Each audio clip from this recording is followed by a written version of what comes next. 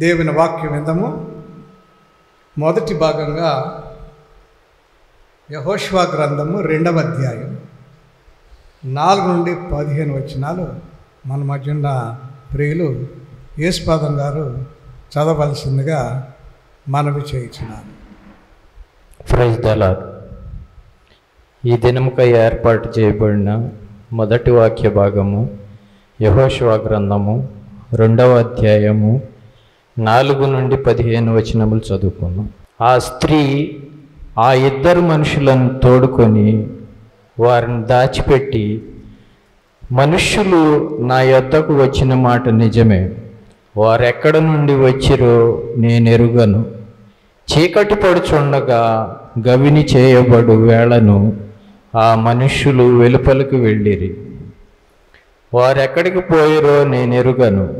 మీరు వారిని శీఘ్రముగా తరిమితిరా పట్టుకొందురు అని చెప్పి తన మిద్దె మీదికి ఆ ఇద్దరిని ఎక్కించి దాని మీద రాసివేసి ఉన్న జనుపు పెట్టెలో వారిని దాచిపెట్టాను. ఆ మనుష్యులు యోర్దాను దాటు రేవుల మార్గముగా వారిని తరిమిరి. తరుమపోయిన మనుష్యులు బయలు వెళ్ళిన తోడని గవిని చేయబడేను. ఆ వేగుల వారు పండుకొనక మునుపు ఆమె వారున్న మిద్దె మీదకి ఎక్కి వారితో ఇట్లనెను, యెహోవా ఈ దేశమును మీకు ఇచ్చుచున్నాడనియు, మీ వలన మాకు భయం పుట్టిననియు, మీ భయము వలన ఈ దేశ నివాసులందరికీ ధైర్యము చెడుననియు నేనెరుగుదును. మీరు ఐగుప్తు దేశంలో నుండి వచ్చినప్పుడు మీ ఎదుట యెహోవా మొర సముద్రపు నీరును ఎలాగో ఆవిరి చేసెనో, యోర్దాను తీరమునున్న అమోరీయుల ఇద్దరు రాజులైన సీహోనుకును ఓగుకును మీరేమి చేసితురో అనగా, మీరు వారిని ఎలాగో నిర్మూలన చేసితురో ఆ సంగతి మేము వింటిమి. మేము విన్నప్పుడు మా గుండెలు కరిగిపోయాను. మీ దేవుడైన యెహోవా పైన ఆకాశమందును క్రింద భూమి అందును దేవుడే. మీ ఎదుట ఎట్టి మనుషులకైనను ధైర్యమేమాత్రము ఉండదు. నేను మీకు ఉపకారం చేస్తుని గనుక మీరు నా తండ్రి ఇంటికి ఉపకారం చేసి నాకు నిజమైన ఆనవాళ్ళను ఇచ్చి, నా తండ్రియు నా తల్లియు నా అన్నదమ్ములను నా అక్క చెల్లెండ్రులను వారికి కలిగి ఉన్న వారందరినూ చావకుండా బ్రతుకనిచ్చి రక్షించునట్లుగా దయచేసి యెహోవా తోడని ప్రమాణం చేయుడనెను. అందుకు ఆ మనుషులు ఆమెతో, నీవు మా సంగతి వెల్లడి చేయని ఎడల మీరు చావకుండునట్లు మీ ప్రాణములకు బదులుగా మా ప్రాణం ఇచ్చెదము. యెహోవా ఈ దేశమును మీకిచ్చునప్పుడు నిజముగా మేము నీకు ఉపకారం చేసేదమని. ఆమె ఇల్లు పట్టణపు ప్రాకారం మీద నుండెను. ఆమె ప్రాకారం మీద నివసించున్నది గనుక త్రాడు వేసి కిటికీ ద్వారా వారిని పంపెను. దేవుడి పరిశుద్ధ వాక్యం దీవించునుగాక. మరొక వాక్య పట్టణము యెషయా రాసిన గ్రంథము 40వ అధ్యాయము 3 నుండి 6 వచనాలు అబ్రహాం లింకన్ గారు చదివి కొన్ని మాటలు చెప్పవలసిందిగా మనవి చేయించున్నాను. పరిశుద్ధ గ్రంథము చదువుకుందామండి.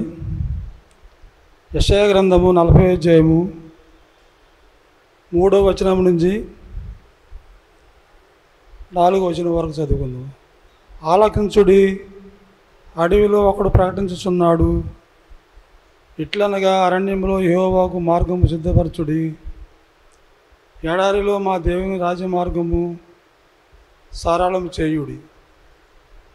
ప్రతి లోయ ఎత్తు చేయవలెను, ప్రతి పర్వతమును ప్రతి కొండను అణచవలెను. వంకరవి చక్కగాను కొరకైనవిగాను సమానముగాను ఉండవలెను.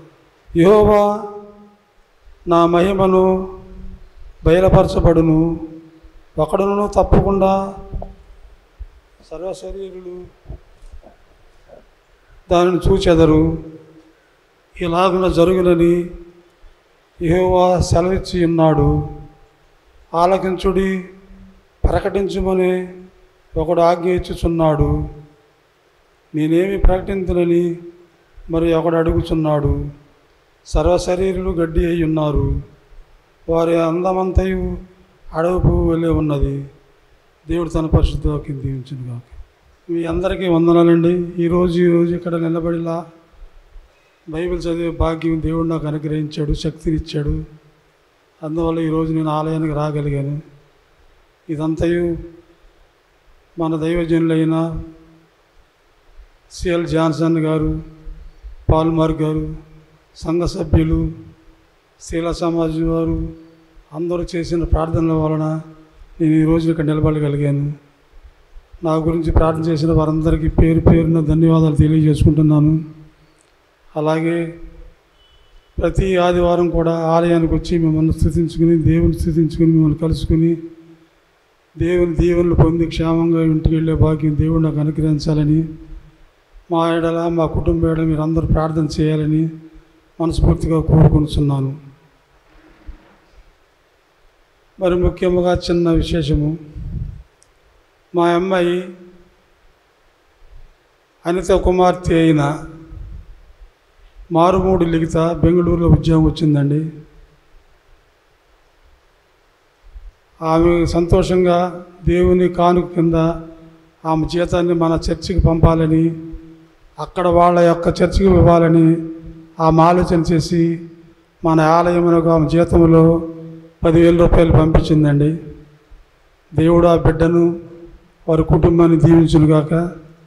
అలాగే అక్కడ వారు చర్చి కట్టుకున్నారంటే ఆర్సీఎం వాళ్ళకు కూడా కొంత అమౌంట్ని ఇందులో ఇచ్చి మనకు ఒక 10,000 తాతగారు ఊరికి పంపించాలని ఒక 10,000 రూపాయలు పంపించిందండి మన సంఘం కొరకు. అలాగే వారిని, వారి చెల్లిని, వారి తల్లిదండ్రులను అందరినీ దీవించాలని దేవుని మనస్ఫూర్తిగా కోరుకుంటున్నాము. అలాగే మీ అందరూ కూడా బిడ్డ భవిష్యత్తుని గురించి అభివృద్ధి పరచాలని మీ అందరూ ప్రార్థన చేయాలని కోరుకుంటున్నాము. అలాగే మరి ముఖ్యంగా జాన్సన్ అయ్య గారికి, పాల్మార్ గారికి ఎక్కువ వందనాలు చెల్లిస్తున్నాను. వారు మా కుటుంబం గురించి, మా బిడ్డల గురించి ఎక్కువగా ప్రార్థన చేస్తూ ఉంటారు. అలాగే స్త్రీల సమాజం వారు కూడా బాగా ప్రార్థన చేస్తూ ఉంటారు. అలాగే సంఘంలోని ప్రతి ఒక్కరూ మా కుటుంబాన్ని మర్చిపోకుండా ప్రార్థన చేస్తూ ఉంటారు. అలాగే అందరూ మా గురించి ప్రార్థన చేయాలని మీ అందరికీ మరొకసారి వందనాలు తెలుపు చేసుకుంటూ నా గురించి మంచి ఆరోగ్య బలములు దయచేయాలని, మీరు ప్రార్థన చేయాలని కోరుకుంటున్నాను. మిమ్మల్ని అందరినీ దేవుడితో మిమ్మల్ని అందరినీ దేవుడు దీవించును గాక. ఆమె బలహీన స్థితిలో ఉన్నప్పటికీ వాక్యం చదవటంలో సహకరించి కొన్ని మాటలు చెప్పి ప్రార్థన చేసిన మన ప్రియులు అబ్రహాం లింకన్ గారికి ప్రత్యేకమైన వందనాలు తెలియచేస్తున్నాం. మరొక వాక్య పట్టణము లూకాసు వార్త 7వ అధ్యాయం 37వ వచనం నుండి 48వ వచనం వరకున్న వాక్య భాగం. ఈ వాక్య భాగం చదవలసిందిగా నేను దీపక్ కుమార్ గారు ఒక నంబర్ ఇచ్చి, అయ్యా ఆ నంబర్లో వరుణ్ కుమార్ గారు రావెలా వారు ఉంటారు, వారికి అవకాశం ఏంటని అడిగారు. రాత్రి మెసేజ్ పెట్టాను, చిన్న మెసేజ్ పెట్టాను. వారు తీసేలేక పొద్దున మళ్ళీ ఫోన్ చేశారు. వారు మన కుందేరులో మన సిబిఎం పాఠశాల ఆ దినాల్లో యేసురత్నం మాస్టర్ గారు అని చాలా డెడికేటెడ్ టీచర్ గారు. ఆయన కమ్యూనిస్టులో బాగా తిరిగి సమర్పించుకుని ప్రభులోకి వచ్చి మాస్టర్ గారు అయ్యి పెళ్లి చేసుకోకుండా అనేక మంది బిడ్డలను తీర్చిదిద్దిన వారు యేసురత్నం గారు. ఆ విద్యార్థులందరూ కూడా ఆయన అభిమానించి కుందేరులో ఆయన విగ్రహాన్ని స్థాపించారు, శిలా విగ్రహాన్ని. చాలా గొప్ప చరిత్ర ఆయన చేసిన పరిచర్య. మాట్లాడుతుంటే నాకు అవన్నీ జ్ఞాపకం వచ్చినాయి. వారు కూడా చాలా విషయాలు నాతో షేర్ చేశారు. దేవుడు నన్ను అత్యధిక దీవించారయ్యా. నా కుమారుడు కాకినాడలో జనరల్ హాస్పిటల్లో డాక్టర్గా పనిచేస్తున్నారు. నా కుమార్తె బ్యాంక్ ఆఫీసర్ ఉన్నారు. నాకు ఎంతో సంతోషంగా ఉంది మీతో మాట్లాడడం. నాకు కూడా అలాంటి సంతోషం కలిగింది. వారు ముందుకు వచ్చి వాక్యం చదివి 2 మాటలు చెప్పి ప్రార్థన చేయవలసిందిగా మనం చేయించున్నాను.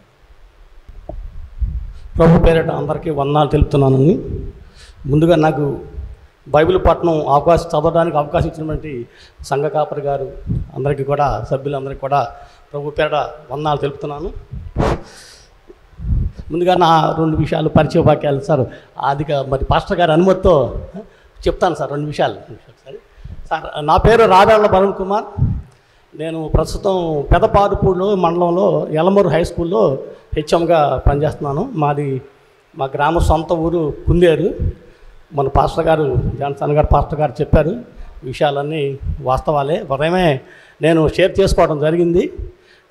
మొన్న లాస్ట్ టైం వచ్చినప్పుడు దీపక్ కుమార్ గారు మన సంఘ అధ్యక్షుల వారు నా నెంబర్ తీసుకుని ఈసారి మీరు వాక్యపట్నం చదవాలని చెప్పడం జరిగింది. సరే పర్వాలేదంటే నాకు రాత్రి పాస్టర్ గారు ఫోన్ చేసి మాట్లాడటం జరిగింది. ఉదయం కూడా చాలా విషయాలు షేర్ చేసుకున్నాం. నేను అక్కడ సిబిఎం స్కూల్లోనే చదువుకున్నాను. అప్పుడు మాకు జుజ్జోర పేశ్వరత్న గారు మా గురువు గారు అక్కడ అనేక మంది ఆయన మరి హెచ్ఎంగా ఉన్నప్పుడు ఉన్నత స్థాయికి వచ్చి మరి అనేక ప్రాంతాల్లో మరి ప్రభుత్వ పరంగా సేవ చేయటం, సేవ చేసే కార్యక్రమాలకి అవకాశం కలిపింది. ఆయన శిలా విగ్రహాన్ని కూడా మేమందరం కూడా అక్కడ ప్రత్యేకించి ప్రతిష్ఠించాము. మా ఫాదర్ కూడా ఆయనే గురువు గారు, నాకు కూడా ఆయనే గురువు గారు. మరి నాకు చాలా సంతోషంగా ఉంది. మా 2 పిల్లలు కూడా ఆశీర్వదింపడ్డారు. పెద్ద అమ్మాయి ఏంటి డాక్టర్ జీజీహెచ్ కాకినాడలో, 2వ అమ్మాయి కెనరా బ్యాంక్ మేనేజర్గా పనిచేస్తుంది సికింద్రాబాద్లో. మరి ఈ అవకాశం కల్పించినట్టు మరి పాస్టర్ గారికి సంఘ సభ్యులందరికీ మరొకసారి ప్రభు పేరిట వందనాలు తెలుపుతున్నాను. నేను కూడా రిటైర్మెంట్ స్టేజ్కి వచ్చాను. రకరకాలుగా ఈ సేవా కార్యక్రమాలు వీటిలో కూడా కొంత చేస్తాను. ఇటీవలే నాకు తరచుగా ఈ కార్యక్రమానికి చర్చికి రావడంతో ఈ యొక్క పరిచయాలు ఏర్పడింది. ఈ చెప్పే విషయాలు అవకాశం కల్పించినందుకు మరొకసారి ధన్యవాదాలు తెలుపుతూ, ఇప్పుడు బైబిల్ పఠనము మూడవ బైబిల్ పఠనం లూకా సువార్త 7వ అధ్యాయము 37 నుంచి 48వ వచనం వరకు చదువుకుందాం. బైబిల్ పఠనం 3వ బైబిల్ పఠనంలో లూకా సువార్త 37వ అధ్యాయము 37వ వచనం నుంచి 48వ వచనం వరకు చదువుకున్నాం. ఆ ఊరిలో ఉన్న పాపాత్మురాలైన ఒక స్త్రీ యేసు పరిసయ్యుని ఇంట భోజనమునకు కూర్చున్నాడని తెలుసుకొని ఒక బుడ్డిలో అత్తరు తీసుకొని వచ్చి వెనుక తట్టు ఆయన పాదముల యొద్ద నిలువబడి ఏడ్చుచు కన్నీళ్లతో ఆయన పాదములను తడిపి తన తల వెంట్రుకలతో తుడిచి ఆయన పాదములను ముద్దు పెట్టుకొని ఆ అత్తరు వాటికి పూసెను. ఆయనను పిలిచిన పరిసయ్యుడు అది చూచి ఈయన ప్రవక్త అయిన ఎడల తన్ను ముట్టుకొనిన ఈ స్త్రీ ఎవతయో ఎటువంటిదో ఎరిగి ఉండును, ఇది పాపాత్మురాలు అని తనలో తాను అనుకొనెను. అందుకు యేసు సీమోను నీతో ఒక మాట చెప్పవలనని ఉన్నానని అతనితో అనగా అతడు బోధకుడా చెప్పుమనను. అప్పుడు యేసు అప్పు ఇచ్చు ఒకనికి 2 రుణస్థులుండిరి. వారిలో ఒకడు 500 దేనారములను మరి ఒకడు 50 దేనారములను అచ్చియుండిరి. ఆ అప్పు తీర్చుటకు వారి వద్ద ఏమీ లేకపోయిను గనుక అతడు వారిద్దరిని క్షమించను. కాబట్టి వీరు ఎవడు అతను ఎక్కువగా ప్రేమించునో చెప్పమని అడిగాను. అందుకు సీమోను అతడెవనికి ఎక్కువ క్షమించిన వాడు అని నాకు తోచుచున్నదని చెప్పగా ఆయన నీవు సరిగా యోచించితివని అతనితో చెప్పి ఆ స్త్రీ వైపు తిరిగి సీమోనుతో ఇట్టనెను, ఈ స్త్రీని చూచుచున్నానే, నేను నీ ఇంటిలోనికి రాగా నీవు నా పాదములకు నీళ్ళియలేదు కానీ ఈమె తన కన్నీళ్లతో నా పాదములను తడిపి తల వెంట్రుకలతో తుడిచెను. నీవు నన్ను ముద్దు పెట్టుకోలేదు కానీ నేను లోపలికి వచ్చినప్పటి నుండి ఈమె నా పాదములు ముద్దు పెట్టుకొనుట మానలేదు. నీవు నూనెతో నా తల అంటలేదు, కానీ ఈమె నా పాదములకు అత్తరు పూసెను. ఆమె విస్తారముగా ప్రేమించెను గనుక ఆమె యొక్క విస్తార పాపములు క్షమించబడినని నీతో చెప్పుచున్నాను. ఎవనికి కొంచెముగా క్షమింపబడినో వాడు కొంచెముగా ప్రేమించునని చెప్పి నీ పాపములు క్షమింపబడి ఉన్నవని ఆమెతో అనెను. తన పరిశుద్ధ వాక్యము దేవుడు దీవించును గాక. మరొక వాక్య పఠనం సహోదరి రేచల్ కుమారి గారు చేస్తారు. ఫిలిప్పీ పత్రిక 4వ అధ్యాయం మొదటి 9 వచనాలు. దానికి ముందుగా మన ప్రియులు ఆశీర్వాదం గారు ప్రార్థన చేయాలని కోరుతున్నాను. అందరూ తల్ల వంచినట్లయితే కొద్ది నిమిషాలు ప్రార్థనలో ఏకీభవిద్దాం. మమ్మల్ని మిక్కిలిగా ప్రేమించిన మా పరలోక తండ్రి, ఈ దినం చూడలేక ఎంతోమంది మృతులై ఉండవచ్చు, కానీ పాపులైనటువంటి నీచినటువంటి మమ్మల్ని మా యొక్క ఆయుష్ దినాన్ని ఒకరోజు పొడిగించొచ్చండి. నిన్న జరిగినటువంటి 150 సంవత్సరాల కృతజ్ఞత పండుగను బట్టి నీ లెక్కలేని స్తోత్రాలు తండ్రి. కృష్ణా అసోసియేషన్ ఆధ్వర్యంలో వచ్చినటువంటి సంఘాలన్నింటినీ కూడా దీవించండి. వచ్చి పాల్గొన్నటువంటి విశ్వాసులందరినీ నీ దయ మెండుగా ఉండేటువంటి భాగ్యం దయచేతండి. ఇదిగోండి తండ్రి, అంకుల్ ఆచిపాళ్ళు గారి బంధువుల్ని అనారోగ్యంగా ఉన్నటువంటి వారికి శస్త్రచికిత్స జరిగించతండి. నీ యొక్క కాపుదలు దయచేతండి. అదేవిధంగా బోస్ గారి బంధువులను కూడా అనారోగ్యంగా ఉన్నారు తండ్రి, వారికి కూడా నిశ్చితమైతే మంచి ఆరోగ్యాన్ని దయచేతండి. ఈ యొక్క నిన్న జరిగినటువంటి యొక్క కృతజ్ఞత పండుగలో పాల్గొన్న సంఘాలన్నీ కూడా అప్పుడే కాకుండా ఎప్పుడు కూడా అదే ఐక్యమత్యంతో ఎప్పుడు కూడా నిన్ను సేవించేటువంటి భాగ్యం తండ్రి. మాకున్నటువంటి అవినిగడ్డ నుండి సోంపేట వరకు ఉన్నటువంటి సంఘాలు తీర్చుతండి. మూతపడినటువంటి పాఠశాలని నిశ్చితమైతే మరలా పునరుద్ధరించేటువంటి వైభోగం, మరలా పాత వైభోగం వాటి ఆ పాఠశాలకు వచ్చేటువంటి భాగ్యం దయచేతండి. అదేవిధంగా మాకు ఇచ్చినటువంటి హాస్పిటల్ కూడా హాస్పిటల్లో పనిచేస్తున్న సిబ్బందికి కావాల్సినటువంటి జీతాలు, ఆర్థిక వనరులను కొన్ని కూడా సమకూర్చండి.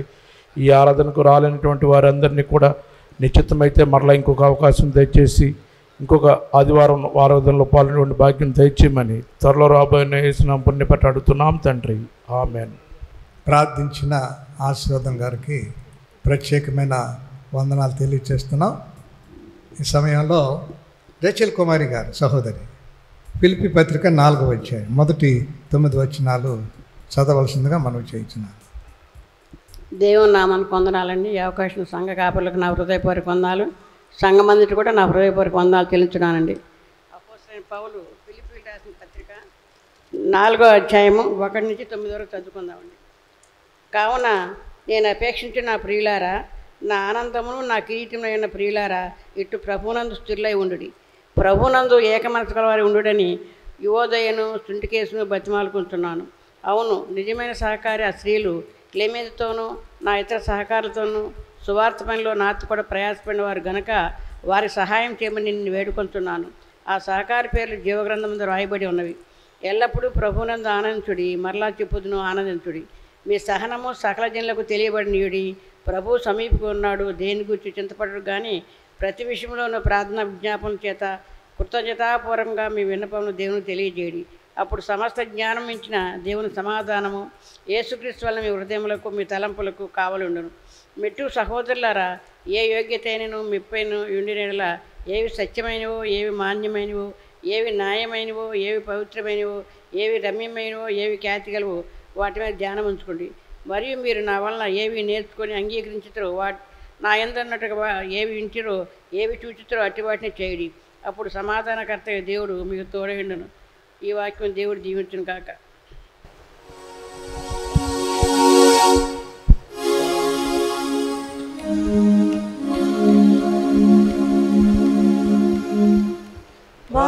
వాసిల్లెను సిలువలో పాపక్షమా, యేసు ప్రభు నీ దివ్య క్షమా. వాసిల్లెను సిలువలో పాపక్షమా, వరిలో నా పాపము పోంచి సిలువకు నిన్ను ఆహుతి చేసి, కలువరిలో నా పాపము పోంచి సిలువకు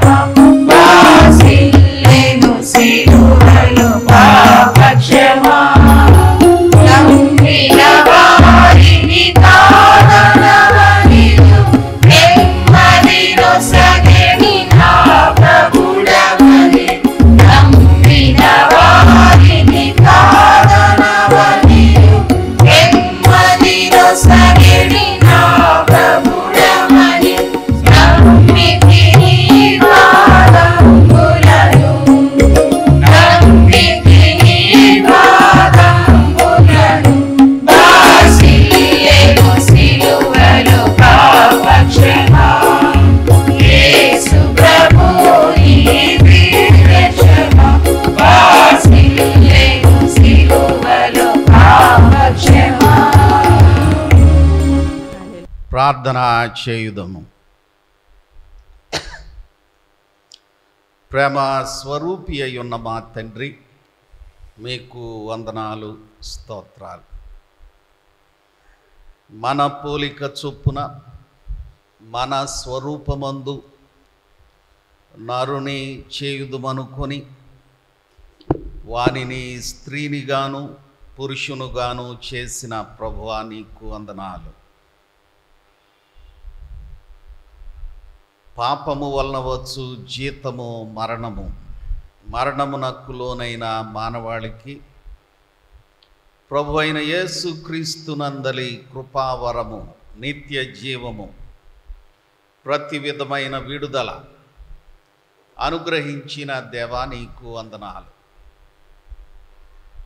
మీ వాక్యము ధ్యానిస్తూ ఉండగా నీ విడుదల, మీ నిత్య మహిమ కొరకైన పిలుపు, మీ అందలి స్వస్థత, చీకటిలో నుండి ఆశ్చర్యమైన వెలుగులోనికి పిలుపును మననం చేసుకొని మిమ్మును ఘనపరచి మీ యందు నిలిచి ఉండు ఫలములు ఫలించున్నట్లు మా అందరినీ ఈ ధ్యానములో బలపరచుమని ప్రభు యేసు నామమున వేడుకొనుచున్నాము తండ్రి, ఆమేన్. దయచేసి కూర్చోనండి. ప్రియమైన సంఘమ, తండ్రి అయిన దేవుని నుండి, ప్రభు అయిన యేసు క్రీస్తు నుండి, పరిశుద్ధాత్మ నుండి ప్రేమ సమాధానములు మీకు కలుగును గాక. ప్రియ దేవుని బిడ్డలారా, మీ అందరికీ ప్రభు నామమున వందనములు తెలియచేస్తూ ఉన్నాను. కారణం, నిన్న చాలా గంభీరంగా, ఘనంగా మరి 150 సంవత్సరాలు సిబిసిఎన్సి కృతజ్ఞత పండుగ జరగడం, దానిలో దేవుని దాసునిగా దగ్గర దగ్గర 26 మంది పాస్టర్ గారులు, 25-30 సంవత్సరాల పరిచర్య అనుభవం కలిగిన వారిని గౌరవార్థం డాక్టరేట్ అని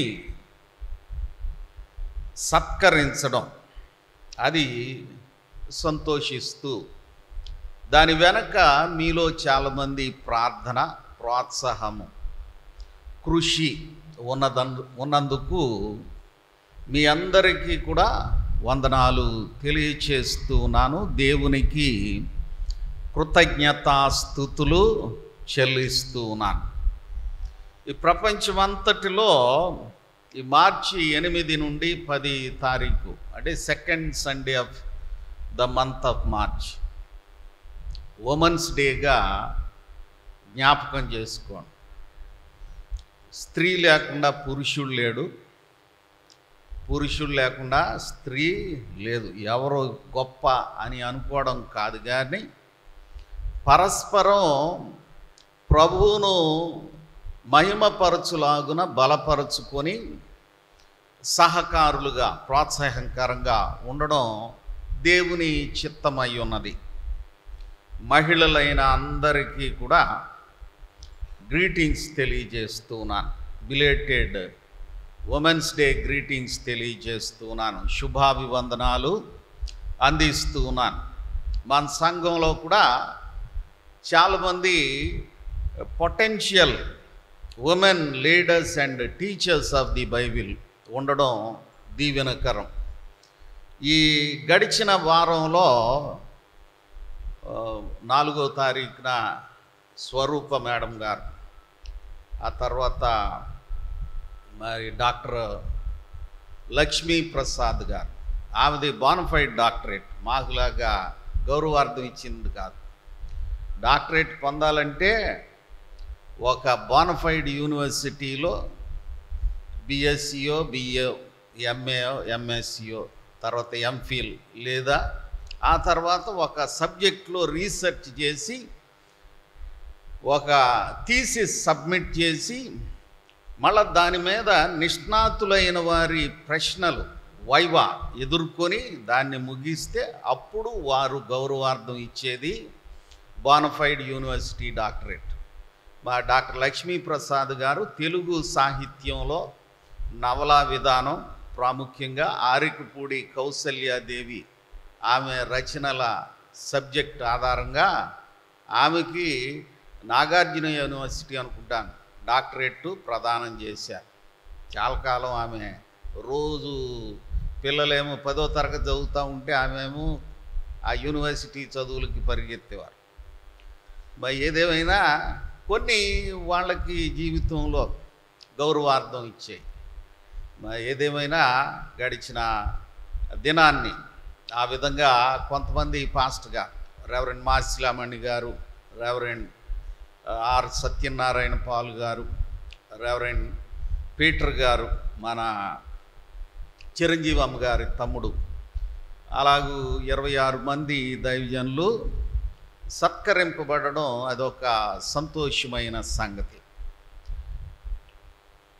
మరి ఈ స్త్రీలు చాలామంది చక్కగా దేవుని వాక్యాన్ని అందించారు. నిన్న కూడా డాక్టర్ జ్ఞానరత్న గారు ఈ సంఘంలో బాప్తిస్మం తీసుకొని తన విద్యలో ఎల్లప్పుడూ కూడా ఫస్ట్ ర్యాంకర్గా ఉంటూ MBBS చదివి బిడ్డలతో కుటుంబాన్ని నడిపించుకుంటూ DGO చదివి మరి దేవుని వాక్యంలో కూడా నిష్ణాతురాలైన బిడ్డగా వారు ఉంటూ ఉన్నారు. ఇది ఒక వరం. అంతేకాదు ఆ వరాన్ని కూడా నర్చర్ చేయాలి. ఏదైనా కానీ వదిలేస్తే అది తుప్పు పట్టిపోద్ది, పాడైపోద్ది. దాన్ని సానబెట్టాలి. దేవుడు మీలో చాలామందికి విద్యను, వాక్య అనుభవాన్ని ఇచ్చాడు. అందరూ కూడా ఈ ప్రసంగ వేదిక నుంచి అన్ని వేళలా ప్రసంగించలేకపోవచ్చు, కానీ దేవుని వాక్యము ఉపదేశించడానికి ఎవరూ దూరం అవ్వలేరు. కొన్నిసార్లు నంబర్స్ ఆర్ ఇంపార్టెంట్, కొన్నిసార్లు సంఖ్య అంత ప్రాముఖ్యమైంది కాదు. 1984లో భారత సంతతికి చెందిన ఖురానా అనేటటువంటి ఒక ఫిజిక్స్ శాస్త్రవేత్తకి నోబెల్ ఫిజిక్స్ ప్రైజ్ వచ్చింది. వచ్చినప్పుడు వాళ్ళ ఫ్రెండ్స్ మాట్లాడుకుంటూ ఉన్నారు. కొంతకాలం తర్వాత మాట్లాడుకుంటూ, నువ్వు డాక్టరేట్ చేసావు కానీ నీకు 2 స్టూడెంట్స్ ఉన్నారు అని అంటే, ఆయన్ని సరదాగా ఆట పట్టించిన ఆయనకి 30 మంది స్టూడెంట్స్ ఉన్నారు. ఈయన తిరిగి అన్నాడంట, నా స్టూడెంట్స్ అందరూ కూడా డాక్టరేట్ పొందిన వాళ్ళే, నోబెల్ ప్రైజ్ పొందిన వాళ్ళే, నోబెల్ లారియట్సే అన్నాడు. అంటే ఆ 2 స్టూడెంట్స్కి కూడా ఆయన కంటే ముందు వెనకగా నోబెల్ బహుమతి వచ్చింది. కొన్నిసార్లు సంఖ్య ప్రాముఖ్యమే, కొన్నిసార్లు సంఖ్య ప్రాముఖ్యం కాదు. కానీ దేవుని బిడ్డలు దేవుని వాక్యాన్ని వినడానికి, అవగాహన చేసుకోవడానికి, అవకాశం దొరికినప్పుడు పంచుకోవడానికి సంసిద్ధంగా ఉండాలి. దాన్నే సువార్త సిద్ధమైన మనస్సు అన్నాడు. కొన్నిసార్లు మాట ద్వారా అవ్వదు, కొన్నిసార్లు క్రియ ద్వారా అవుతుంది. దేవుని వాక్యంలో ఈరోజు చదవబడిన వాక్య భాగంలో 3 కొంతమంది మహిళలను చూస్తూ ఉన్నాం. యెహోషువ గ్రంథం 2వ అధ్యాయం. రాహాబు వేశ్య, ఆమె ఇంటికి వేగుల వారు వెళ్ళారు. వేశ్య అనేటప్పటికీ అక్కడ ఆతిథ్యం ఈజీగా దొరుకుతుంది అన్న భావన, ప్రాక్టీస్ కూడా అదే. మరి విటుల శరీర అవసరాలన్నీ తీర్చేటటువంటి వారు అని, అది ఒక వ్యాపారం. అదే దేవునికి అంగీకారమైందా కాదా అది తర్వాత. వాళ్ళు చూస్ చేసుకున్నారా, మనుష్యులు వాళ్ళని దాంట్లోకి నెట్టారా? చాలా పర్యాయాలు దుర్మార్గమైన పరిస్థితుల్లో ఆ వృత్తిలోనికి నెట్టబడుతూ ఉన్నారు. ఈ రోజున ప్రపంచంలో బహు ప్రమాదకరమైనది, సిగ్గుకరమైన సంగతి, నేరము ఏమిటంటే హ్యూమన్ ట్రాఫికింగ్. చాలా ప్రదేశాల నుండి, ఆకలి బాధలతో ఉన్న ప్రదేశాల నుండి పసితనం తీరని ఆడపిల్లల్ని వాళ్ళు కిడ్నాప్ చేసి ఈ వ్యాపారము జరిగే స్థావరాల్లో అమ్మివేయడం దుర్మార్గమైన వ్యాపారం. మొదటి వచనంలో చూస్తాం. యెహోషువ గ్రంథం 2వ అధ్యాయం మొదటి వచనంలో చివరి లైన్ మాత్రమే చదవండి. చివరి లైన్ ఎవరైనా. వారు వెళ్ళి రాహాబను ఒక వేశ్య ఇంట చేరి, రాహాబను ఒక వేశ్య ఇంట చేరి అక్కడ దిగగా ఒకసారి ఆగుదాం. ఈ వేశ్య ఇల్లు అనగానే anybody can readily approach it అనే ఒక వెసులుబాటు ఉంది. టైం ఎనీబడి అని. ఎందుకు అని అంటే అది ఒక వ్యాపారం. ఆమె బహు నీచమైన స్థితిలో ఉన్నప్పటికీ ఆమెను గురించి దేవుని వాక్యం ఇచ్చిన సాక్ష్యం ఏమిటంటే ఆమె బురదలో ఉన్న కలువ. నీ పరిస్థితులు ఎలాగైనా ఉండొచ్చు, నీవు ఇహంలోక మాలిన్యము అంటకుండా జాగ్రత్త పడవలసిన అవసరత ఉన్నది. భౌతికంగా ఆమె బహు జుగుప్సాకరమైనటువంటి, బహు సిగ్గుకరమైనటువంటి, ఏ మహిళ కోరుకోనటువంటి పరిస్థితుల్లో ఉన్నప్పటికీ ఆమె మాటల్లో గొప్ప నిరీక్షణ.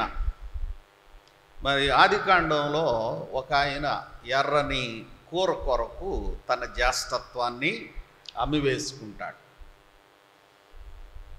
ఏర్పాటు చేయబడినవాడు, పిలువబడినవాడు ఈ కూర కొరకు దేవుడిచ్చిన ఈవిని అమ్ముకున్నవాడిని హెబ్రీ పత్రికలో అంటాడు.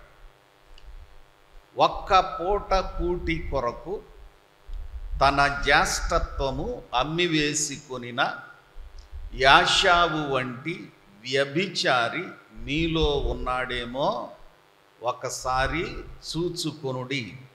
అంటే ఒకవేళ ఆ విధమైన అమ్ముడుపోయే తత్వము, తుచ్చమైన, క్షణికమైన, భౌతికమైన ఆ ప్రయోజనము కొరకు శాశ్వతమైన నిత్య జీవ సంబంధమైన ఆధ్యాత్మిక సంబంధమైన దీవెనను అమ్మివేసుకునే అమ్ముడుపోయే మనస్తత్వము మీలో ఒకవేళ ఎవని యందైనను ఉన్నదేమో చూచుకొనుడి. అంటే ఏదైనా పని చేసేటప్పుడు ఈ పని యొక్క ప్రయోజనము ఏమిటి, ఈ ప్రయోజనము ఎంతకాలము నిలిచి ఉంటుంది. ఈ ఫిలిప్పీ పత్రికలో చదివాం. ఏవి న్యాయమైనవో, ఏవి సత్యమైనవో, ఏవి మాన్యమైనవో అంటాడు. వస్త్రం విలువైనదే. అది కొనేటప్పుడు పట్టుకొని ఆ దారాలు ఎన్నున్నాయి, ఎలాగున్నాయి, మధ్య మధ్యలో తెగిపోయి ఉన్నాయా, ఆ థ్రెడ్ కౌంట్ ఎంత, ఇవన్నీ చూస్తూ దీని మన్నిక ఏమిటి అని ఆలోచిస్తాం. ఒక భవనం కొనేటప్పుడు, ఒక భవనం కట్టేటప్పుడు ఈ భవనం ఎంతకాలము నిలిచి ఉంటుంది. ఈ మధ్య హౌరా బ్రిడ్జ్ గురించి చక్కని మాట ఒక ఆయన రాశాడు. 80 సంవత్సరాలు అయింది కానీ ఆ బ్రిడ్జ్ బ్రిటిష్ వారు కట్టిన ఆ వంతెన క్యాంటిలీవర్ బ్రిడ్జ్, అది చెక్కు చెదరలేదు, ఈనాటికి చక్కగా ప్రయోజనకరంగా ఉన్నది. అదే కొన్ని ఫ్లైఓవర్స్ గురించి వింటాం. ఆ వేస్తూ ఉన్న టైంలోనే వేసిన 10 రోజులకి అది అక్కడ కూలిపోయింది, కూలీలు దుర్మరణం, ప్రయాణికులు దుర్మరణం. అంటే అక్కడేమైందంటే నిర్మాణములో మన్నిక లేదు. జీవమునకు నిత్య జీవమునకు, భౌతికమైన దానికి దైవ సంబంధమైన దానికి, క్షణికమైన దానికి శాశ్వతమైన దానికి మన్నిక, నిలిచి ఉండే దీవెన. ఆ ప్రభువు దీవించిన ఎడల అది ఎన్నటెన్నటికీ దీవెనయ. ఒక్కో సేల్స్ మ్యాన్ అంటాడు, ఆ సేల్స్ మ్యాన్ కంగారు పెట్టి నీ చేత అది కొనిపించడానికి, ఇది కొనుక్కోండి సార్, మీకు చాలా మేలు కలుగుద్ది, you are a blessed person, అమ్మేసి వాడికి మాయమైపోతాడు. ఆ తర్వాత ఇంట్లోకి వెళ్ళి ఆ వస్తువు తీసిన ఆ డబ్బులు అయిపోయిన తర్వాత దాని మన్నిక కానీ ప్రయోజనం కానీ ఉండనే ఉండదు. ఈ యాషావు ఆ ఎర్రని కూర కొరకు చాలా పర్యాయాలు మానవుడు క్షణికమైన సుఖము కొరకు తనను తాను అమ్మివేసుకుంటూ ఇతరులను బానిసలుగా చూచే నైజము. ప్రపంచంలో పెద్ద సమస్య ఏమిటి? మహిళను ఒక అంగడి బొమ్మగా మాత్రమే చూడగలిగిన ఒక జబ్బుతో కూడిన మనస్తత్వం. That's not healthy thing. ఆమెను ఒక తన స్వార్థపూరితమైన కోరికలు తీర్చే ఒక బొమ్మగా మాత్రమే చూచే తత్వము, పురుషాహంకారము, పతనమైన నైజముతో కూడిన ఈ లోకంలో ఉన్నది. అది దేవునికి అంగీకారము కాదు. అందుకే శరీర కార్యములు స్పష్టమై ఉన్నవి అని చెప్తూ మరి ఆ విధమైనవి కూడదని ఆత్మ ఫలములను గూర్చి చెప్తాడు. ఈమె భయంకరమైన స్థితిలో ఉండి దేవుని ప్రణాళికను గ్రహించినది. దేవుని సార్వత్రిక ప్రణాళిక,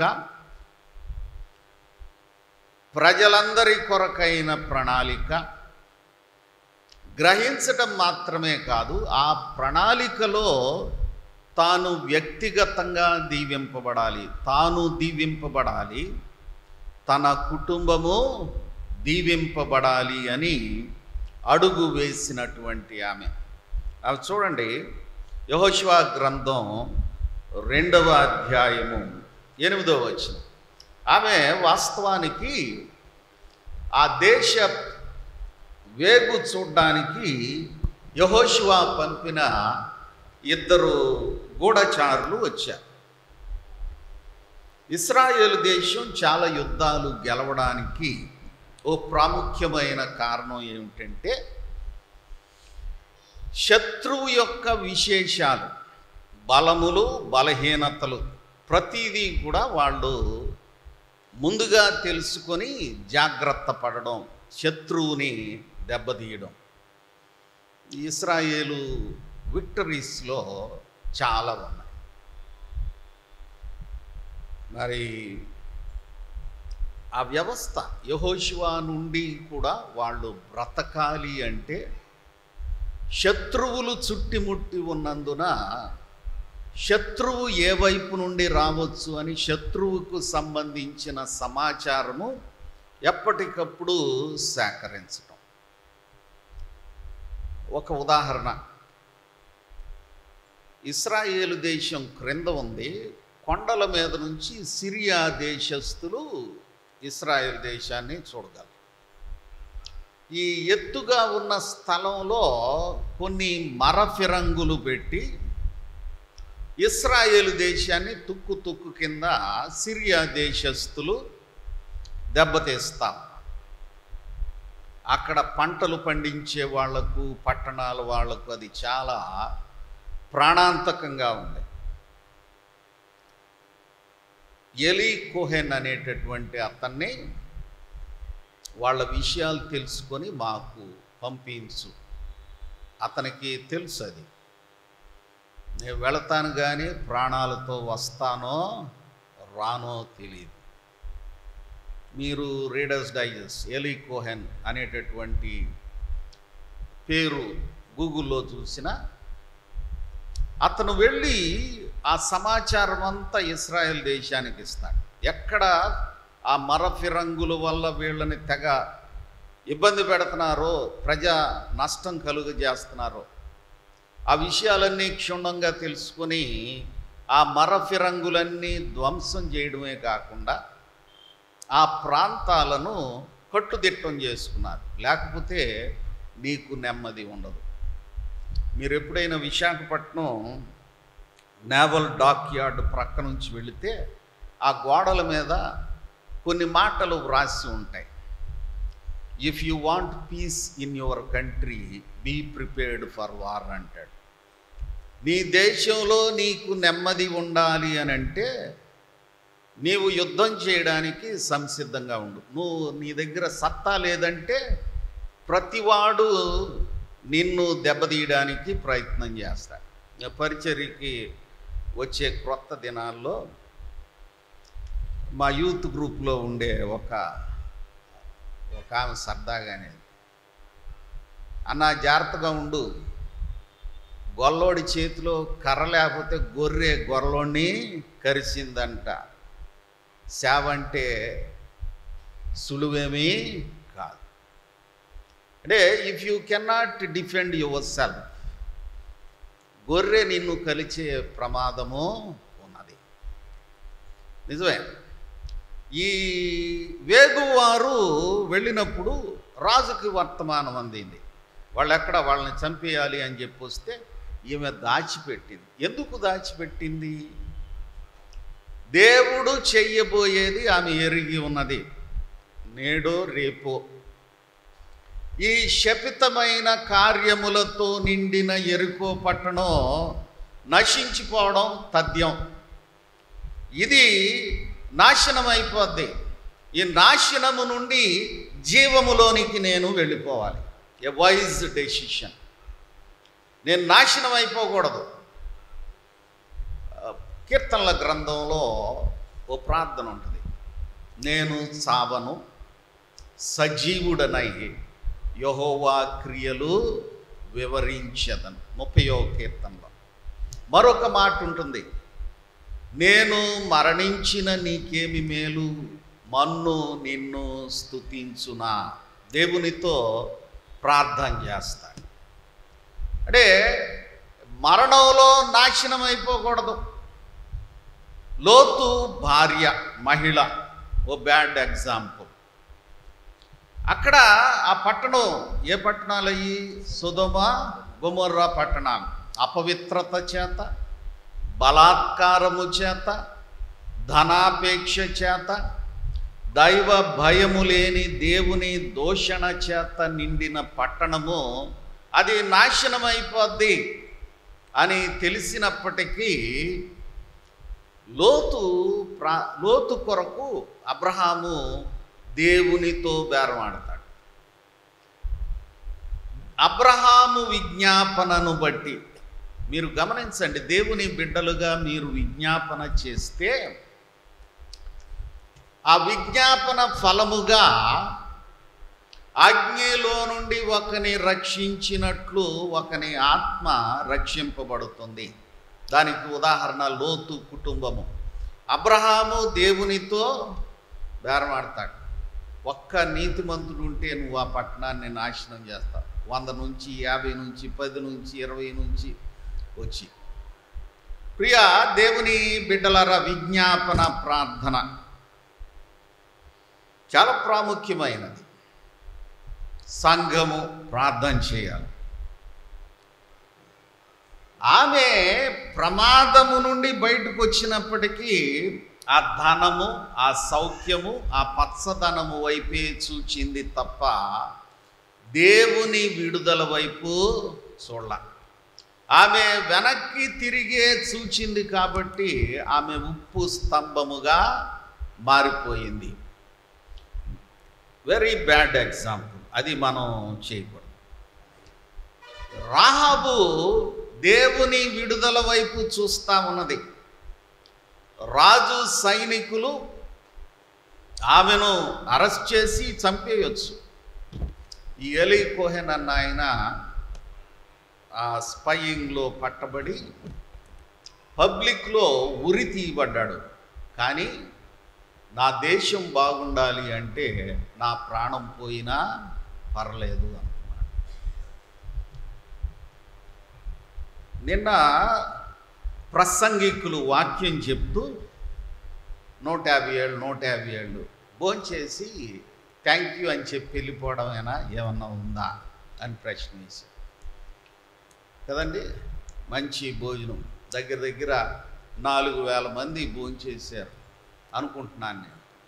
మరి మీలో ఎంతమంది భోంచేశారో లేదో నాకు తెలియదు, కానీ నేను ఆఖరి 20 మందిలో ఒకడుగా తిన్నానేమో. మంచి రుచికరమైన భోజనాలు అది తినేసి థ్యాంక్ యూ అని చెప్పి వెళ్ళిపోవడమేనా ఏమన్నా ఉందా? ఓ ప్రశ్న. ఆ మాట విన్నప్పుడు ఓ ప్రాముఖ్యమైనటువంటి ప్రపంచ నాయకత్వాల్లో వ్యక్తి, walking God on the earth, American ప్రెసిడెంట్గా ఉన్న 1960-62 ఆ టైంలో జాన్ ఫిట్జ్జెరాల్డ్ కెనడీ అనేటటువంటి అమెరికన్ ప్రెసిడెంట్. చాలాసార్లు పండిట్ నెహ్రూ మన ప్రధానమంత్రి గారితో నడుస్తూ ఉన్నట్టు చాలా ఫొటోస్ చూస్తూ ఉంటాం. ఆయన ఓ మాట అన్నాడు, ask not what your country has done for you, but ask your self what I can do for my country. నా దేశం నా కొరకు ఏమి చేసింది అని ప్రశ్న వేయొద్దు, నా దేశం కొరకు నేను ఏమి చేయగలను అని ప్రశ్న వేసి ముందుకు వెళ్ళండి అని. మంచి యుద్ధ వాతావరణం ఉన్నప్పుడు, they were the days of the cold war. America దేశ సరిహద్దుకి 90 మైళ్ళ దూరంలో బలమైన USSR మిస్సైల్స్ మోహరింపబడిన పరిస్థితుల్లో దేశాన్ని కాపాడాడు ఆయన. క్యూబన్ మిస్సైల్ క్రైసిస్ అంటాడు వరల్డ్ హిస్టరీలో. Ask not what your country has done for you, but ask your self what I can do for my country. అది దేశం ప్రక్కన పెట్టి మనం CBM CBCNC కొరకు నేను ఏమీ చేయగలను. నిజమే, నిన్న చాలా రుచికరమైన భోజనం తిన్నాం. తల మీద ఒక నల్ల టోపీ పెట్టి ఒక గౌన్ తొడిగి మా మనవరాలు పాస్టరమ్మ గారు మా పెద్ద అబ్బాయితో ఫోటోలు దిగితే సరదాగా ఉంది, కానీ లోపల చాలా సిగ్గుగానే ఉంది. ఎందుకో తెలుసా?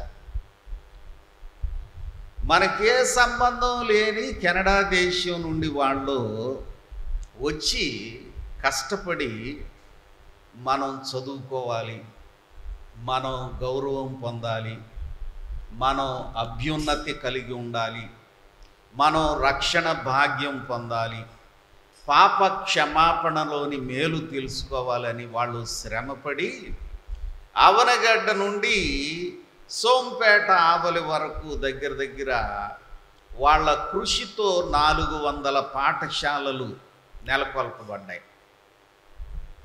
ఆసుపత్రులు చాలా చోట్ల ఏర్పాటు చేయబడ్డాయి. కొన్ని పరిస్థితుల ప్రభావంలో మూతపడ్డాయి. అవన్నీ మూయబడి ఉంటే పండగగా చేసుకోవాలి, తప్పదు. మనం ఏమిటి, దానియేలు గ్రంథంలో అంటాడు, మా ముఖములకు సిగ్గే తగి ఉన్నది. ఎందుకని కలిసి రాలేకపోతా ఉన్నాం? ఇందాక బైబిల్ చదివారు ఎలమరు హెడ్ మాస్టర్ గారు, Elamaru high school head master గారు, గవర్నమెంట్ హెడ్ మాస్టర్. వారి upbringing Canadian Baptist mission వారి పరిచర్యలు. అందుకే కృతజ్ఞతగా ఎలమరు వెళ్ళిపోవచ్చు, వారు వేరే చోటకి వెళ్ళొచ్చు. ఇక్కడ దేవుని మందిరం CBM మందిరం ఉందని ఇక్కడ కూర్చొని వారు దైవజనులను పరామర్శించి వాక్యం చదివారు. దేశ విదేశాల్లో అనేక మంది అభివృద్ధి చెందారు. ఆర్థిక వనరులకు కొదువు లేదు, చెప్పగలిగిన ఉపాధ్యాయులకు కొదువు లేదు. ఏమిటి పరిస్థితులు? సిగ్గుకరమైన పరిస్థితులు. ఈ మధ్య ఒక ఆయన మాట్లాడుతూ వాళ్ళ నాన్న వాళ్ళ తాత సిబిఎంలో చదువుకొని సిబిఎంలో ఉద్యోగాలు చేసుకుంటూ, ఇప్పుడు కూడా సిబిఎంలోనే ఉద్యోగాలు చేసుకుంటూ ఉయ్యూరులో వేరే చర్చిలో 5 లక్షల రూపాయలు కానుకిచ్చాడు. సిబిఎం చర్చికి రాడు.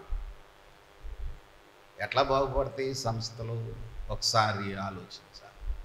ఏదో చిన్న అలక, చిన్న కోపము, నాకు ప్రాతినిధ్యం దొరకలేదు, నాకు ఏదో చెందలేదు అని అనుకుంటే ప్రభువు కొరకు సాక్షులుగా ఎలాగూ ఉండగలం. గమనించండి, ఈ పరిచర్య ప్రారంభమే కానీ కొనసాగింపబడడం వెనక మహిళలే ఎక్కువ. ఓ యవనస్తురాలైన ఆమె గారి పేరు మర్చిపోయాను, క్షమించండి, కెనేడియన్ బ్యాప్టిస్ట్ ఉమెన్. భారతదేశంలో చీకటి ప్రదేశాల్లో చీకట్లో మ్రొగ్గుతున్న వాళ్ళు ఉన్నారు. వాళ్ళ దగ్గరకు మనం స్వార్థ కొరకు పంపాలి అని వాగులు వంకలు అన్నీ దాటుతూ ప్రయాణం చేస్తూ, గమనించండి, 150 సంవత్సరాల క్రితం ఆమె ఫండ్స్ రైజ్ చేశారు. రోమాపత్రిక 10వ అధ్యాయంలో అంటాడు, వినని ఎడల వారు ఎట్లు విశ్వసించుదురు, ప్రకటింపబడని ఎడల వారు ఎట్లు విందురు, పంపబడని ఎడల వారు ఎట్లు ప్రకటింతురు. పంపేవారు లేకపోతే ఎలా వెళతారు? వాళ్ళనే బలపరచాలి కదా. మీరు గమనించండి, ఎక్కువ మంది మహిళలే ఇక్కడ సేవలు చేశారు. 2 పురుషుల గురించి నిన్న శుభాకాంక్షలు చెప్పిన రెవరెండ్ డాక్టర్ కొమరవోలు సురాజ్ గారు, అంటే కీర్తిశేషులు రెవరెండ్ డాక్టర్ కొమరవోలు డేవిడ్ అయ్య గారు, ఏసీటీసీ ప్రిన్సిపాల్ గారి కుమారుడు, ఆయన పంచుకున్నాడు. మన చర్చి ఆనుకొని ఉన్న బంగ్లాలో రెవరెండ్ హ్యూ ఏ మెక్నాలీ ఆయన్ని కలుసుకున్నాడు. పెద్దవాడైపోయాడు. అంటే పెద్ద వయస్సును బట్టి ఆయన జ్ఞాపకాలు చెలించిపోయిన స్థితి, గుర్తు రావడంలా. కానీ ఇండియా అన్న పదం, ఆంధ్రప్రదేశ్ అన్న పదం వాళ్ళ కాన్వర్సేషన్లో రాగానే వెళ్ళి ఒక ఆల్బమ్ తీసుకొచ్చి ఫోటోలు చూపిస్తున్నాడు. కాన్వర్సేషన్ మాత్రం కంటిన్యూటీలో లేదు. ఆయన భార్య షిర్లీ మెక్నాలీ, బిడ్డలో హెదర్, వాండా, జానీ. మేము 9-8 సంవత్సరాల వయసులో ఉన్నప్పుడు ఈ బంగ్లాలో ఉండి ఆయన జీప్ వేసుకొని సేవలు చేసేవాడు. ఆయన ఇక్కడి నుండి వెళ్ళిపోయిన తర్వాత కూడా ఈ ప్రాంత ప్రజలు వేదాంత విద్య అభ్యసించాలి అంటే పూణే ఒక మంచి బైబిల్ కాలేజ్, అక్కడ చదువుకోవడానికి ఆయన పనిచేసిన సంఘము నుండి పార్షియల్ స్కాలర్షిప్ ఏర్పాటు చేశాడు. 1980, 90, 93 సంవత్సరాల్లో పూణే యూనియన్ బిబ్లికల్ సెమినరీలో బ్యాచులర్ ఆఫ్ డివినిటీ విద్యను అభ్యసించడానికి ఆ స్కాలర్షిప్ నాకు బహుగా సహాయపడింది. ఆయన నాకు ప్రోత్సాహకరమైన ఉత్తరాలు రాసి సెమినరీ ట్రెజరర్కి ఆ చర్చి పెద్దలను రిఫర్ చేస్తూ నన్ను బలపరిచారు. వారిని జ్ఞాపకం చేసుకొని, వారంటే దే ఆర్ రిప్రజెంటేటివ్, 100 మంది ఆ విధంగా ఇక్కడి నుండి ఒరిస్సా అవల వరకు సేవలు అందించారు. విజయవాడలో రోటరీ క్లబ్ స్టార్ట్ చేయడానికి, లయన్స్ క్లబ్లో గ్యాదర్ అవ్వడానికి కారణమయ్యాడు ఒక ఆయన. ఆయన్ని జ్ఞాపకం చేశారు, రెవరెండ్ రోజర్ క్యాన్. సువార్తవాణి అని వినేవాళ్ళం, అది ప్రారంభించిన ఆయన భార్య శాడీ క్యాన్ వారి పిల్లలు విజయవాడలో ఉంటూ ఈ ప్రాంతాలన్నీ తిరుగుతూ గొప్ప సేవలు చేశారు. వాళ్ళని జ్ఞాపకం చేసుకొని ఆయన ఉన్నారు. ఆయన కుటుంబంతో కలుసుకుంటే మాట్లాడాడు ఆయన. 1977 సంవత్సరంలో నవంబర్ 19న దివిసీమ ఉప్పెన అప్పటి గవర్నమెంట్ లెక్కల ప్రకారం 20,000 మందిని పొట్టబెట్టుకున్నప్పుడు చాలా కకావికలమైపోతే కెనేడియన్ బ్యాప్టిస్ట్ మిషన్ వారు హంసల దీవి ఎదురుమొండి అనేటటువంటి ఇంటీరియర్ ద్వీపముల్లో త్రాగునీరు లేనందున అక్కడికి ఫ్లారెన్స్ ప్లెచ్ మిస్సమ్ గారు ఈ టీకాలు వేయడానికి వేమగిరి సూర్యారావు గారు, వేదవతమ్మ గారు, కొంతమంది నర్సింగ్ స్టాఫ్ని తీసుకొని వెళ్ళేవారు. ఆ దూర ప్రాంతాల్లో త్రాగునీటి ప్రాజెక్టును కెనడా బ్యాప్టిస్ట్ ప్రియులు స్పాన్సర్ చేశారు. దానికి భారతదేశ జాతీయ నాయకులు దేవీలాల్ గారు వచ్చి ప్రారంభించారు. The contribution of Canadian Baptist mission and ministries, విద్య, వైద్య, సాంఘిక అభివృద్ధి, మరి చాలామంది దీనులైనటువంటి విధవరాండ్రకు, తల్లిదండ్రులు లేని బిడ్డలకు కంపాషన్ అని సహాయము అందించారు. చాలామంది చెప్తారు, నిన్న కూడా కొందరు జ్ఞాపకం చేశారు, ఆ ప్రియులు చేసిన సేవ వల్ల నేను ఘనమైన సౌఖ్యమైన స్థితిలో జీవిస్తూ ఉన్నాను, ఒక గొప్పతనంలో ఉన్నాను, లేకపోతే ఎక్కడో పేడ పిసుకుంటూ ఏ విధంగా ఉండేవాడినో. ప్రియ దేవుని బిడ్డలారా, they could see the light, the vision. అంటే ఈరోజు చిక్కుడుకాయ కూర చూడటం కాదు, తరువాత దేవుని దీవెన ఏ విధంగా చూడగలరు. ఒక ఆయన రాశాడు నాకు బిఎస్సి చదివేటప్పుడు, ఈ స్లామ్ బుక్ అని ఆటోగ్రాఫ్ అని అంటారు కదా, విద్యార్థులు విడిపోయేటప్పుడు ఎవరింటికి వాళ్ళు వెళ్ళిపోయేటప్పుడు అదొక సరదా. ఒక అతను రాశాడు, ఏమని రాశాడంటే, education is a bitter seed that gives very sweet fruit. ఆ విత్తనంలోంచి ఆ పండు రావాలంటే ఇమీడియట్గా రాదు. అది వస్తుందా? రాదు, చాలా కాలం పడుతుంది. ఆ విత్తనం అది మొలకెత్తాలి, మొక్క అవ్వాలి, పెరగాలి, బలాన్ని సంతరించుకోవాలి, అది పుష్పించాలి, మొగ్గ తొడగాలి, ఆ మొగ్గ పువ్వు అవ్వాలి, పువ్వు ఫలము అవ్వాలి, అది పెరగాలి. It takes time. ఆ స్త్రీ, ఆ మహిళ కెనడా దేశంలో వాగులు వంకలు అన్నీ దాటుకుంటూ చేసిన కృషి వల్ల బ్యాప్టిస్ట్ ఉమెన్ క్రిస్టియన్ యూనియన్ వారు వీటికి సంబంధించిన నిధులు సేకరించారు. ఈ బంగ్లా కూడా జేన్ బుచేన్ అనేటటువంటి ఆమె సంపదను అక్కడ ఉండేటటువంటి వారికి వసతిగా ఉండడానికి నిర్మించడానికి బహుశా అవి her life savings and earnings అయ్యి ఉంటాయి. అలాగే స్ప్రాగ్ మిస్సమ్మ గారు వారు సేవలు అందించిన, నాకు తెలిసి బోన్రమ్ గారు, స్ప్రాగమ్ గారు, ఆ తర్వాత విశ్రాంతమ్మ గారు నివసించిన బంగ్లా. కృష్ణా జిల్లా కలెక్టర్ కూడా ఇలాంటి వసతి ఉండి ఉండకపోవచ్చు. ఎందుకు ఈ మాటలు జ్ఞాపకం చేసుకుంటున్నామంటే, ఆనాడు వచ్చిన ఆ గూఢచారుల వెనక దేవుని విముక్తి కార్యము రాహాబు చూడగలిగారు. చూచి ఆమె అంటున్నాడు 9వ వచనం, ఎవరైనా బిగ్గరగా చదవండి. శపితమైన ఈ యెరికో పట్టణము, ఈ ప్రదేశము, ఈ దేశము. సోదరా, యెహోషువ గ్రంథం 2వ అధ్యాయం 9వ వచనం. యెహోవా ఈ దేశమును మీకిచ్చుచున్నాడనియు మీకిచ్చుచున్నాడనియు మీ వలన మాకు భయము పుట్టుననియు. చాలండి. మీకు ఇచ్చుచున్నాడు. ఇది ఈరోజు రాజు చేతిలో సిపాయిల చేతిలో ఉన్నట్టు కనబడుతుంది, కానీ దేవుడు దీన్ని మీకు ఇవ్వనై ఉన్నాడు. అది చూచి ఆమె ఒక డీల్ మాట్లాడుకుంది. ఆ డీల్ మాట్లాడుకోవడమే కాదు, ఆమె ఆ గూఢచారులను ఆమె ఇల్లు ఉన్న ఆ స్థలం నుంచి నెమ్మదిగా దించేసి మరణం నుండి తప్పించింది.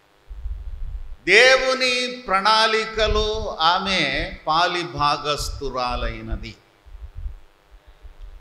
లూకాసు వార్త 7వ అధ్యాయంలో ఓ మాట చూస్తాం. పాపాత్మురాలైన స్త్రీ 7వ అధ్యాయం 37 నుండి 48 వరకు. ఆ ఊరిలో పాపాత్మురాలైన ఒక స్త్రీ ప్రభువు పాదముల దగ్గర, ప్రభువు వెనక నిలబడి, అంటే ఆ బాడీ లాంగ్వేజ్ కానీ ఆమె చేస్తూ ఉన్న పనులు కానీ అవి దే ఇండికేట్ రిపెంటెన్స్, పశ్చాత్తాపమును సూచిస్తూ ఉన్నాయి.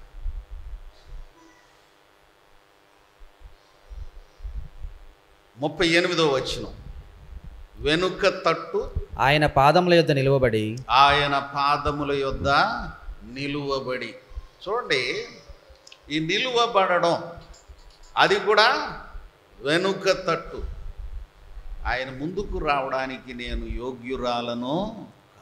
యోహాన్ అంటాడు, ఆయన చెప్పుల వారు విప్పుటకైనను నేను యోగ్యుడను. She was realizing and declaring her unworthiness. దేవుని దగ్గరకు వచ్చినప్పుడు మన పరిస్థితి ఏమిటి అన్నది మనం గుర్తించాలి.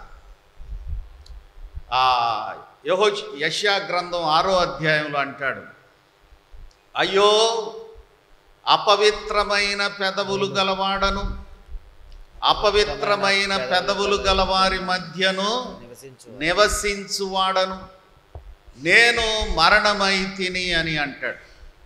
ఇక్కడ ఈమె ప్రభువు వెనుక తట్టు ఆయన పాదముల యొద్ద నిలువబడి ఏడ్చుచు కన్నీళ్లతో ఆయన పాదములను తడిపి.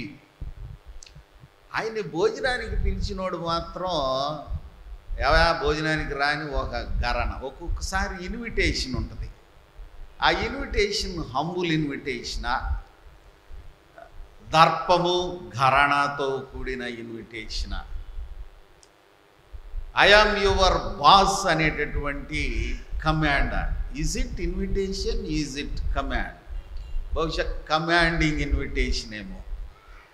మీరు ఒకసారి భోజనానికి రావాలి రేపు, అది కమాండ్, ఇన్వైట్. మనుషుల దగ్గర నువ్వు ఎట్లా ఉన్నా ఏమన్నా చెల్లుబడి అవుద్దేమో, కానీ దేవుని దగ్గర మన ఏమి చెల్లుబడిగా మనం నష్టపోతాం. జాగ్రత్త. మన రూపాయి బలం, మన కండ బలం, మన బంధు బలం, ఈ లోకంలో ఏ బలాలు ఉన్నాయో ఆ బలాలన్నీ కూడా దేవుని దగ్గర పనిచేయు.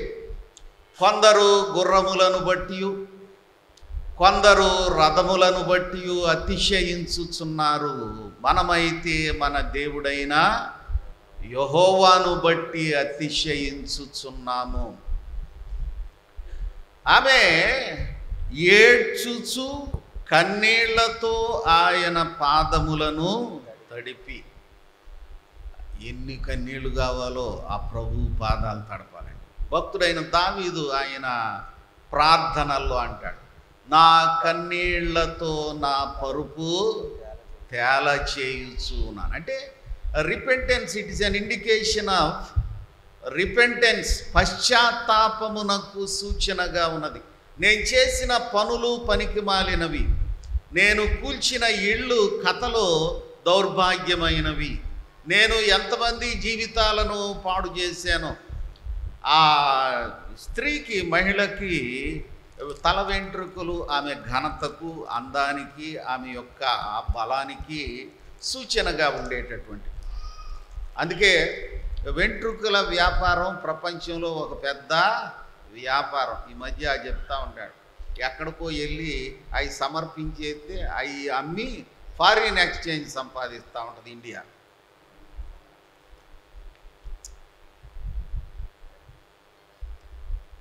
నా ఘనత కాదు, నా అందము కాదు, నా బలము కాదు, ఇవన్నీ నీ పాదముల దగ్గర పెట్టి దేవాది దేవుడవు నిన్ను సేవిస్తూ ఉన్నా. పశ్చాత్తాపం. ఆమె పశ్చాత్తాపముతో తన తల వెంట్రుకలతో తుడిచి ఆయన పాదములను ముద్దు పెట్టుకొని. ఎవరైనా ముద్దు పెట్టుకుంటే దేన్ని ముద్దు పెట్టుకుంటారు? నుదురు ముద్దు పెట్టుకుంటారు, మొగ్గలు ముద్దు పెట్టుకుంటారు. ఇక పరమగీతం అయితే పెదవులను ముద్దు పెట్టుకుంటే కదండి. ముద్దు పెట్టుకునే ఏరియాని బట్టి ముద్దులు పెట్టుకునే వాళ్ళ ఆ సంబంధం బయటపడతా ఉంటుంది. ఇవే పాదములను ముద్దు పెట్టుకొనుచు, ప్రభువా నీ పాదాలు ఎంత సుందరమైనవి, ప్రభువు సువార్త ప్రకటించు వారి పాదములు ఎంతో సుందరమైనవి అంటాడు నహూము అన్న ప్రవక్త. ఆ కొండల మీద లోయల్లో వాస్తవానికి చూస్తే వాళ్ళ కాళ్ళు దుమ్ము కొట్టుకుపోయి, గోళ్ళు కొట్టుకుపోయి, గుండ్లు పడి రకరకాలుగా ఉన్నవి. అవి సుందరమైనవి అంటాడేంటి? అవి సుందరమైన బహుమానమును ఇచ్చేటటువంటి పాదములు. They carry the news of redemption. Canada నుండి ఆ ప్రియులు వాళ్ళు నీళ్లలో పడి వెళ్ళేటప్పుడు ఆ తెల్లని కాళ్లకు నల్లని జలగలు పట్టుకొని ఆ రక్తాన్ని పీల్చేస్తా పంట కాలువలు దాటేటప్పుడు ఆ కాళ్ళు బొబ్బలు ఎక్కిపోయి అతని యందు సురూపమైనను సొగసైనను లేదు, మనం అతని చూచి అపేక్షించున్నట్లుగా అతని యందు ఏ మంచి అంటే అందమైనది కనబడ.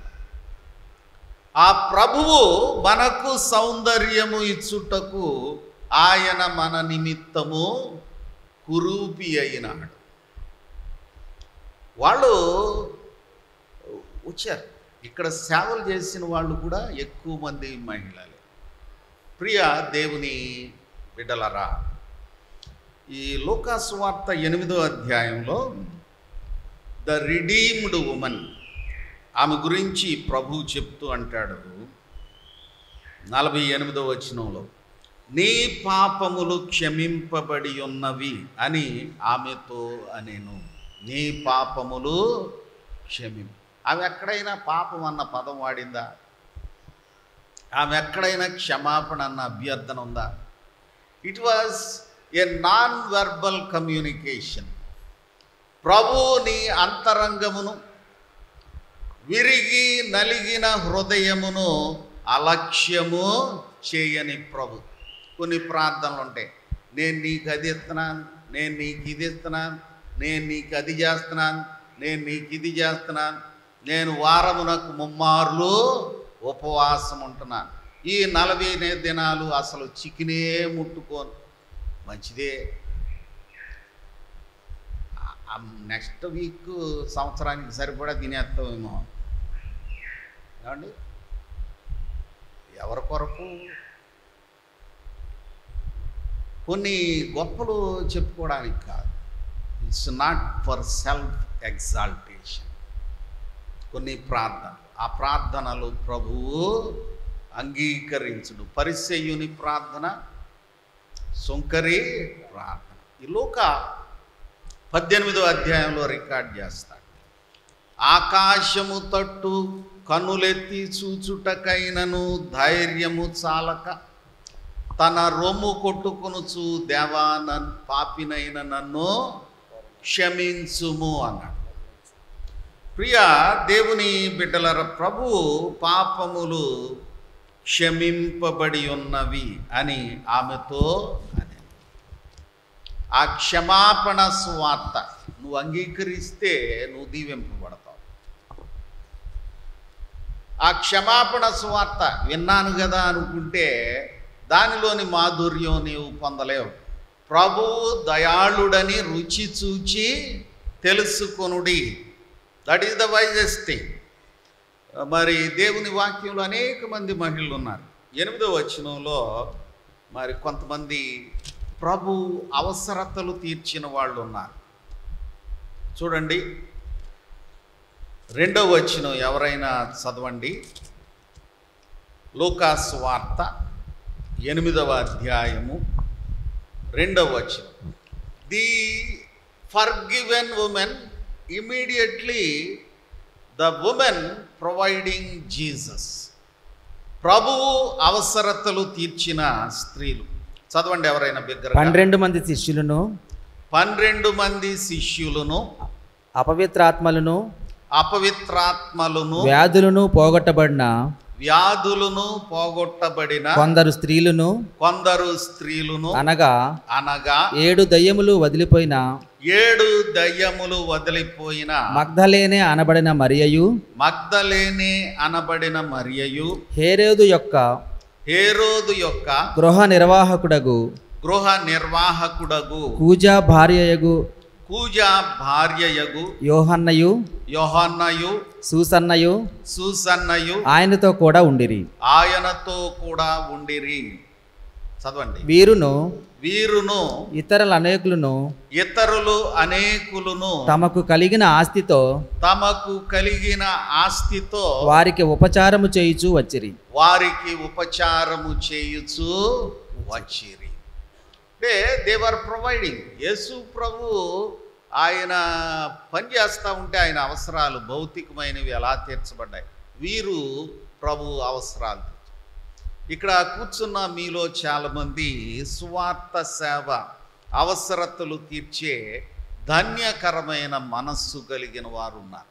వారందరిని బట్టి దేవుణ్ణి ఘనపరుస్తూ వారందరినీ అభినందిస్తూ ఉన్నారు. అది ధన్యకరమైనది. నీవు ఈ లోకంలో వాడే రూపాయి ఎట్టి వెళ్తుందో ఎక్కడ ఉంటుందో కానీ ప్రభు నామమున నీవు ఇచ్చే రూపాయి ఆ ప్రభు కృపలో భద్రపరచబడుతుంది. ప్రియ దేవుని బిడ్డలరా, మన పాఠశాలలు, వైద్యశాలలు, పరిచర్యలు మనం ఎంతమందిని పంపగలిగాం? 150 ఏళ్ళు అయ్యింది. మన నుంచి ఎంతమంది మిషనరీస్ వచ్చారు? అంటే ఆర్గనైజేషన్ సెటప్లో మనం ఫెయిల్యూర్. కానీ మీరు గ్లోబ్లో ఎక్కడికి వెళ్ళినా సిబిసిఎన్సి వాళ్ళు ఉంటారు. వెరెవర్ యు గో, మీరు ఉయ్యూర్ అని చెప్పండి, New Zealand, Australia, south America, Africa, ఎక్కడికి వెళ్ళండి, నేను ఉయ్యూరు అని గట్టిగా అరగండి, ఎవడో మీ వైపు చూసి నాది కూడా ఉయ్యూరే, నేను సిబిఎంఏ అనే పరిస్థితి ఉంటాము. అంటే ఈ విత్తనాలు ఫలించి బీజ వ్యాప్తి చెందినవి. సువార్త బీజ వ్యాప్తి చెందింది. కానీ మనం చెయ్యి కలిపి సంఘముగా ఆర్గనైజ్డ్ సెటప్గా ఎదగలేదు. అది రావాలి, ఐక్యపరచబడాలి, కలిసి పని చేయాలి. ఆ కలవకపోతే, ఐక్యమత్యం లేకపోతే ఆవలివానికి చులకనగా ఉండే పరిస్థితి ఉంటుంది, శత్రువుకి చులకన. ముగించుకుందాం. ప్రియ దేవుని బిడ్డలరా, ఘనమైన పరిచర్య చేసిన స్త్రీలను మొన్న మేడం గారు జ్ఞాపకం చేశారు. అబీగయల్ను, ఎస్తేర్ను, మరి ఫిలిప్పీ పట్టణంలో లిడియా. ఈ ఫిలిప్పీ పత్రిక 4వ అధ్యాయంలో 2 స్త్రీల గురించి చెప్తాడు. యువోదియను సుంటుకేను బతిమాలు కొనుచున్నాను. ఏమని బతిమలాడుతున్నాడు? వాళ్ళిద్దరూ ప్రభు కొరకే సేవ చేస్తాను, కానీ నేను మై రీజన్ ఈజ్ కరెక్ట్ అంటే my logic is very correct అన్న భావన. చూడండి 2వ వచనం, ఫిలిప్పీ పత్రిక 4వ అధ్యాయం 2వ వచనం. ప్రభునందు ఏక మనస్సు గలవారై ఉండుడని యువోదియను సుంటుకేను బతిమాలు కొనుచున్నారు. యువోదియా, సుంటుకి ఎవరిద్దరిద్దరు వాళ్ళ గురించి మళ్ళీ పరిచయ మాట చెప్తా ఉన్నాడు. చదవండి. అవును, నిజమైన సహకారి ఆ స్త్రీలు క్లెమెంతుతోనూ నా ఇతర సహకారులతోనూ సువార్త పనిలో నాతో కూడా ప్రయాసపడిన వారు గనుక వారికి సహాయము చేయుమని నిన్ను వేడుకొనుచున్నాను. Thank you very much. అంతేకాదు అక్కడ మరొక మంచి మాట రాస్తాడు. అది ప్రభు ప్రయాసలో ముందుకు వెళ్ళే ప్రతి వారికి ఒక దివ్యమైన మాట. చదవండి. ఆ సహకారుల పేరులు జీవ గ్రంథమందు వ్రాయబడి ఉన్నవి. నేను 1983 ఏప్రిల్లో బిఎస్సి పాస్ అయ్యా, ఫస్ట్ క్లాస్. నాకు ప్రొవిజనల్ సర్టిఫికేట్ ఇచ్చారు. అది ఒక కవర్లో పెట్టి చాలా జాగ్రత్తగా పెట్టి అక్కడ ఉందనుకున్నాను. కొంతకాలం చూస్తే ఆ గోడ బీరువాలో ఉన్న పుస్తకాలన్నిటికీ చెదబట్టింది. ఆ చెద వల్ల ఆ సర్టిఫికెట్ నా పేరున్న దగ్గరను కొన్ని వివరాలు ఉన్న దగ్గర బాగుంది, కానీ చెద కొట్టేసింది ఆ సర్టిఫికెట్. నావి కొన్ని పుస్తకాలు పాడవచ్చు, నా సర్టిఫికెట్ పాడవచ్చు, కానీ జీవ గ్రంథమందు వ్రాయబడిన పేరుకు మాత్రం ఏ తుప్పు, ఏ చెద, ఏ నష్టమో కలదు. కారణం ఏంటంటే ప్రభువు చెప్పాడు, ఈ లోకంలో తుప్పు తినివేయును, దొంగ కన్నము వేయును, కానీ మీరు అక్కడ సంపాదించుకోండి. దేవుని కార్యాభివృద్ధి యందు ఎప్పటికీ ఆసక్తులయుండుడి. మీరు ఇచ్చేది పుచ్చుకున్నవాడు యోగ్యంగా లేకపోయినా మీరు ప్రభు మనస్సుతో ఇచ్చినది పరలోకమందు వ్రాయబడుతుంది. అయితే ప్రభు ఏమీ చేతకానివాడు, గుడ్డివాడు కాదు. యోగ్యమైన నడవడి లేని వాని వంకర కూడా ఆయన తీర్చగలడు తగిన కాలమున. ఏమండి, ప్రభులో ఆనందిద్దాం, మన బాధ్యతలు గుర్తు చేసుకుందాం, ఎప్పటికీ ప్రభు కార్యాభివృద్ధి యందు ఆసక్తులై ఉందాం. మహిళలు వారిని గౌరవించుట, వారి సమస్యలు అవగాహన చేసుకొనుట, వారి అవసరాలు చాలా ప్రత్యేకమైనవి. ఎందుకంటే పర్యాయం 2 నిమిషాల్లో ముగిస్తా. పాస్టర్ గారికి బాగా నొప్పిగా ఉందని డాక్టర్ దగ్గర తీసుకెళ్ళి నేను కొట్టిపారేసినట్టు మాట్లాడుతూ ఉన్నాను ఆమె దగ్గర. ఆ డాక్టర్ గారు నాకు కౌన్సిలింగ్ ఇచ్చింది. నాకంటే పెద్ద ప్రేమగా, మీరెప్పుడు అట్లా అనొద్దు, ఆడవాళ్లకున్న ఇబ్బందులు మీకు తెలియదు. దేవుడు వాళ్ళని ప్రత్యేకంగా సృజించాడు. భక్తుడైన పేతురు కూడా అదే చెప్పాడు. మీ భార్యలు లేదా మీ ఇంట్లో ఉన్న మహిళలు మిక్కిలి బలహీనమైన ఘట్టములని ఎరిగి జ్ఞానము చొప్పున వారితో మెలగాలి. ఆ జ్ఞానం కావాలి. To understand their pain, to understand their feeling, to understand their well being. దానికి బాధ్యులమై ఉండాలి. వాళ్ళని దోపిడీ చేయడం కాదు. వాళ్ళు మరి మిస్డైరెక్షన్ ఇచ్చేవాళ్ళు ఉన్నారు, యెజబెల్ అని. వాళ్ళ మిస్డైరెక్షన్లో తప్పిపోకూడదు. You need to understand them.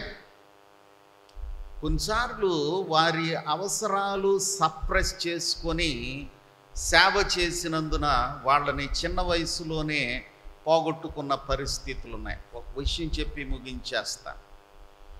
ఆ తల్లికి 3 ఆడపిల్లలు, 1 కొడుకు. ఆమెకి కడుపులో నొప్పిగా ఉంటుంది. 2వ పిల్ల నిండు. ఈ డెలివరీ అయిన తర్వాత డాక్టర్ దగ్గరికి వెళ్దామని పోస్ట్పోన్ చేసుకుంది. అట్లా పోస్ట్పోన్మెంట్ వెళ్ళిన తర్వాత, నీ గర్భసంచి దెబ్బతిందమ్మా, నువ్వు సర్జరీ చేయించుకోవాలి అని చెప్పి సర్జరీ చేసి బయాప్సీకి వెళ్ళేటప్పటికి క్యాన్సరు బాగా అడ్వాన్స్ స్టేజ్లో ఉంది.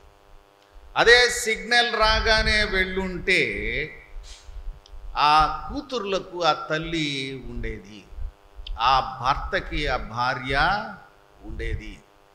వాళ్ళ సమస్యలు కనుగొని జాగ్రత్త తీసుకోవలసిన బాధ్యత కుటుంబాల మీద ఉన్నది సుమా. ఇంట్లో మహిళ లేకపోతే వెలుగుండదు. ఒకవేళ మనం బలం కలిగి ఉండొచ్చు, మగవాళ్ళు పశుబలం వేరు, నిర్వహణ సామర్థ్యం వేరు. మహిళలను గౌరవిద్దాం, ప్రభువును ఆరాధిద్దాం. మన సిబిఎం సిబిసిఎన్సి సంఘములు అభివృద్ధి చెందులాగున ప్రార్థన చేసుకుందాం. దేవా మీకు వందనాలు, స్తుతులు, స్తోత్రాలు. సంఘములో, మందిరములో అనేక తలాంతులు కలిగిన, కృప కలిగిన మహిళలను ఇచ్చావు.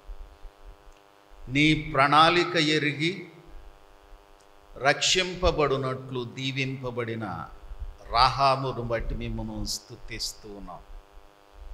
ఆమె విడుదల పొందడమే కాదు, రక్షకుడు ఈ లోకములోనికి రావడానికి ఆమె గర్భము సాధనంగా వాడుకున్నావు. నీవు ప్రేమస్వరూపి, ప్రతి అడ్డంకిని విరిచి ప్రేమను పంచిన ప్రభుడవు. All barriers are broken in Christ. ప్రభువా, మీ దీవెన ఇమ్మని, ఈ సంఘమును దీవించుమని, ఈ కొన్ని మాటల ద్వారా మేము దీవింపబడుటకు కృప ఇమ్మని ప్రభు యేసు నామమున వేడుకొనుచున్నాము తండ్రి. ఆమేన్.